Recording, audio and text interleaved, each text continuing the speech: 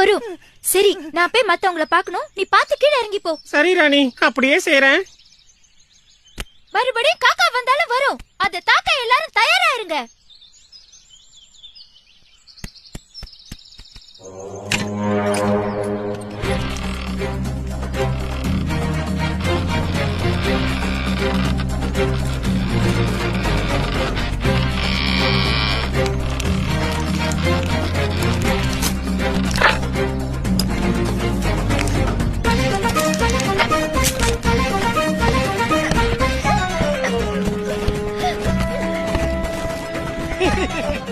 இது உருட்டிட்டு வரதுக்கு இவ்வளவு நேரமா?